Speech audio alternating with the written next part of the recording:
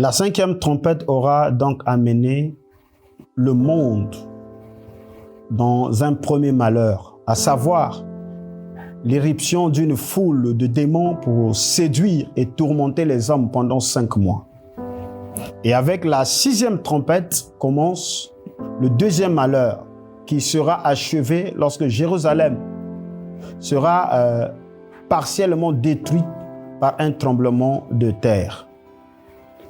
Ce malheur s'ouvrira ou se terminera par un conflit universel qui sera la pire bataille de l'histoire, engagée précisément à l'instigation des démons sortis de l'abîme lors du premier malheur.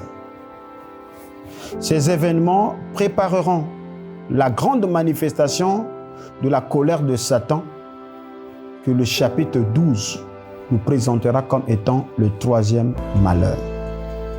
Donc, raison pour laquelle il nous faut une étude très détaillée, parce que lorsque nous rentrons dans la cinquième et la sixième coupe, nous traitons d'une part des événements politiques, mais d'autre part, nous assistons à la plus haute forme de ce qu'on appelle la démonologie ou l'envoûtement des nations.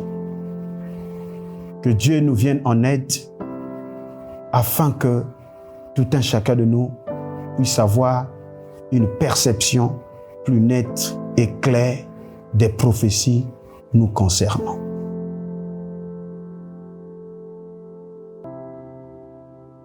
Nous prenons Apocalypse chapitre 9, le verset 14 pour faire asseoir notre sujet.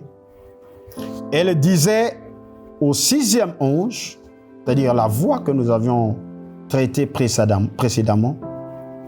Donc cette voix disait au sixième ange qui tenait la trompette, relâche les 4 anges qui sont enchaînés près du grand fleuve, l'Euphrate.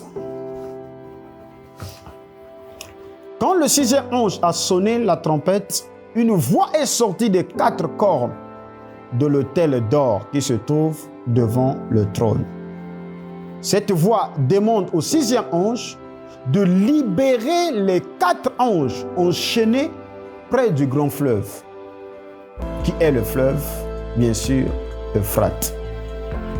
Déjà dans Apocalypse chapitre 7, nous voyons que ces 4 anges,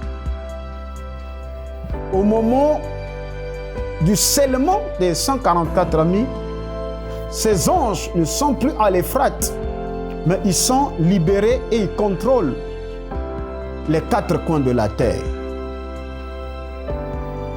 Et donc, la prophétie, ici, nous donne les caractéristiques essentielles d'une puissance qui entre en scène. Et cette puissance qui arrive n'est autre que l'empire islamique dont l'apogée fut faite sous le règne des Ottomans. Beaucoup de gens vont me poser la question, mais ça c'est encore quoi? Depuis quand l'histoire ou l'islam se retrouve dans la prophétie? Restez calme, nous allons rentrer progressivement et si profondément. Ce n'est pas que tu n'as jamais entendu ça à l'église, que ce ne soit pas la parole de Dieu. Ce n'est pas que ton pasteur ne t'a pas dit ça, ne veut pas dire que Frère Branham n'a pas dit ça. C'est la raison pour laquelle j'ai toujours dit que le message est profond.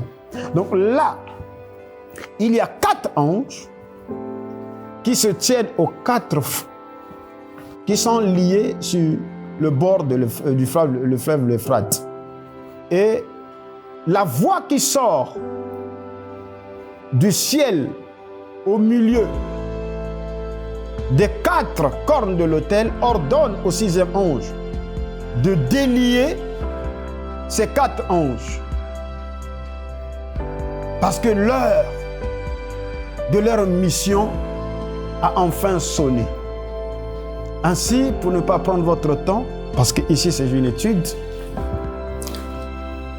dans les mesures d'interprétation, ces 4 anges sont des messagers qui représentent d'une part les 4 sultanies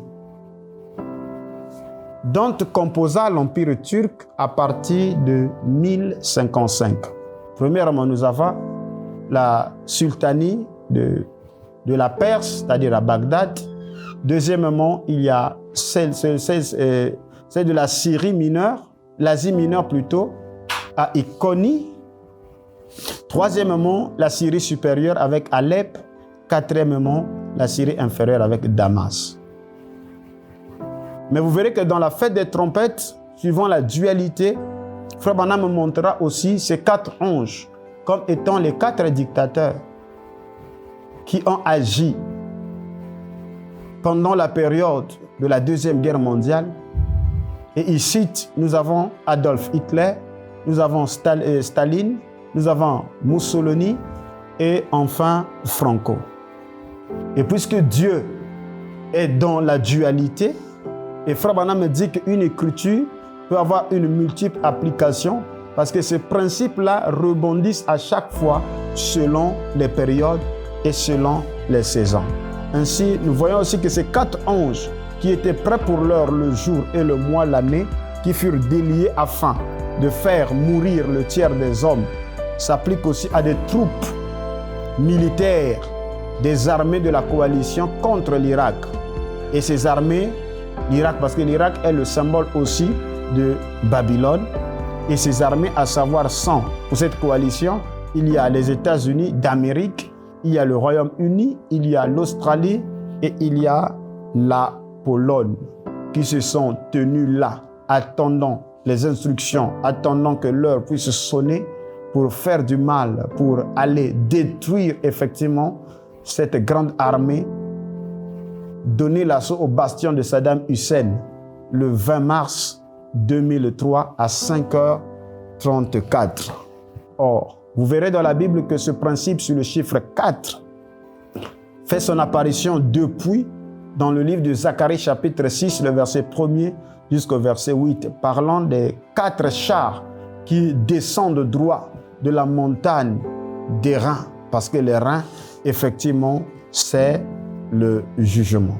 Alors, pour conclure, le chiffre 4 est le chiffre de l'équilibre ou de la symétrie, l'étendue géographique aussi, et la voix qui sort des 4 cornes de l'autel d'or est la voix de l'agneau de Dieu qui a été offert en sacrifice pour l'humanité, c'est-à-dire Jésus-Christ. Les 4 anges sont déchaînés ou qui ont été enchaînés près du grand fleuve l'Euphrate. Et le fait qu'ils soient déchaînés, qu'ils reçoivent l'ordre d'être déliés, montre que le temps d'accomplir une mission est arrivé. Et cette mission, c'est une mission de destruction. Cette mission nous montre que nous rentrons dans une période d'incertitude, nous rentrons dans une période de trouble, nous rentrons dans une période de succession de guerres. Raison pour laquelle aucune institution sur la terre ne peut arrêter cela. Depuis que l'ONU a été créée, raison pour laquelle vous voyez, cette institution n'a jamais arrêté une guerre sur la terre.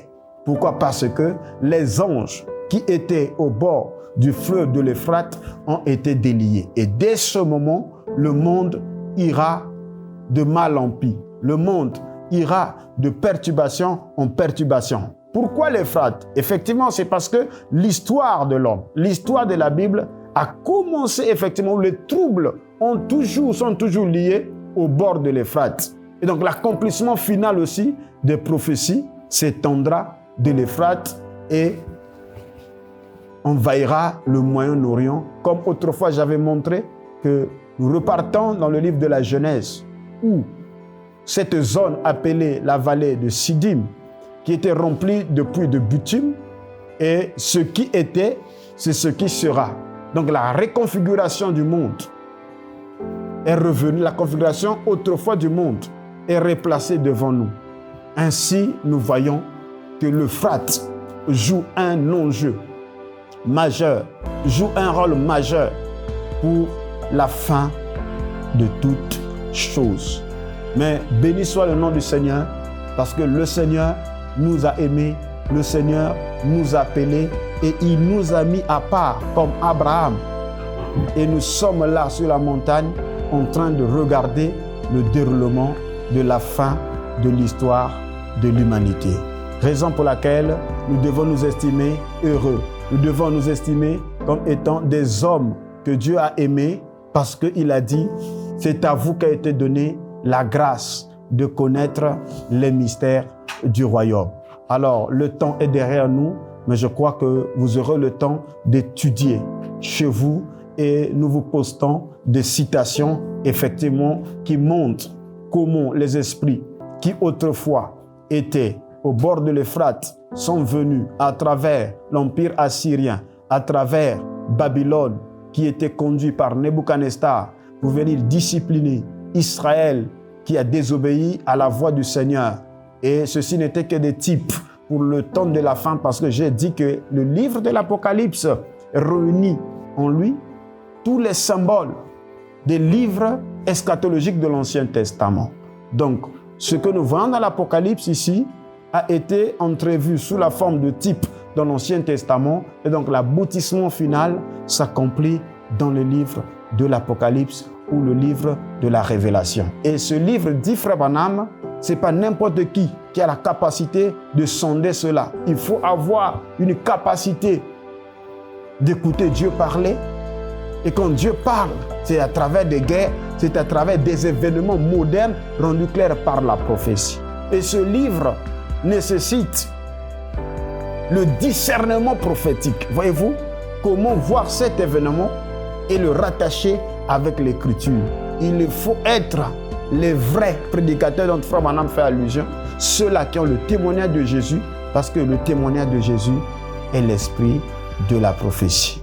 Au reste, que le Très-Haut vous bénisse richement. Je crois que tu as compris que ces 4 anges ne sont autres que les 4 sultanies de l'Empire ottoman à son apogée. C'est aussi les 4 dictateurs pendant la Deuxième Guerre mondiale, mais c'est aussi la coalition occidentale pour la destruction de l'armée de Saddam Hussein, c'est-à-dire les USA, le Royaume-Uni, la Pologne et l'Autriche. Que Dieu vous bénisse richement.